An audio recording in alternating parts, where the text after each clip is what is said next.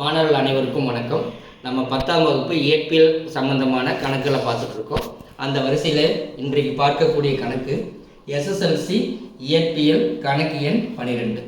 ஒரு ஊடகத்தில் 200 ஹெர்ட்ஸ் அதிர்வெண் கொண்ட ஒளியானது 400 மீட்டர் வினாடி பவர் -1 வேகத்தில் பரவுகிறது எனில் அலையின் அலைநீளம் என்ன? ஸோ எடுத்தோன்னா நம்ம கிவன் டேட்டாக்கு போயிடலாம். 200 ஹெர்ட்ஸ் அதிர்வெண், அதாவது ஃப்ரீக்வன்சி 200 ஹெர்ட்ஸ்ன்னு கொடுத்துருக்காங்க. ஃப்ரீக்வன்சி நம்ம வந்து என்ன லெட்டர் எழுதணும்னா என்னன்னு சொல்லுவோம். n = 200 ஹெர்ட்ஸ், 200 ஹெர்ட்ஸ் ஃப்ரீக்வன்சி எழுதியாச்சுங்க. ரெண்டாவது 400 மீட்டர் வினாடி பவர் -1 வேகத்தில் வெலாசிட்டி, அதோட திசை வேகம் எவ்வளோ கொடுத்துருக்காங்க? v = 400 மீட்டர் வினாடி பவர் -1. ஸோ என்ன கேட்குறாங்கன்னா அலைநீளம் என்ன, வேவ் லென்த் என்ன, அலைநீளம் என்ன, இதான் கொஸ்டின்.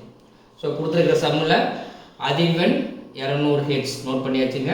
வெலாசிட்டி 400 மீட்டர் வினாடி பவர் -1 நோட் பண்ணியாச்சு. அலைநீளம் அதாவது வேவ் லென்த் என்ன அப்படிங்கிறத கொஸ்டின். ஸோ இந்த மூணு வர மாதிரியான ஒரு இயற்பியல் இருக்கிற சமன்பாடு v = n லாம்டா.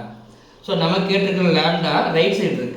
ஸோ என்றைக்குமே நம்ம வழக்கம் போல் என்ன பண்ணுவோம்னா நம்ம எதை கண்டுபிடிக்கணுமோ அதை லெஃப்ட் சைடு வச்சுக்குவோம். ஸோ ஈக்குவேஷனை நான் மாற்றி எழுதுகிறேன்.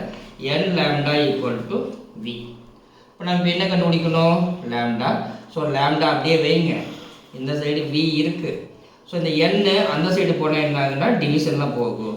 So lambda = v/n.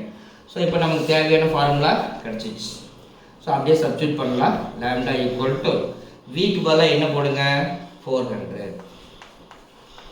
Divided by n-க்கு பதிலாக என்ன போடுங்க? 200. So very simple. 2 0க்கு 2 0 அடிச்சிடுவோம். 2 2 2 2 4. So 2 metre.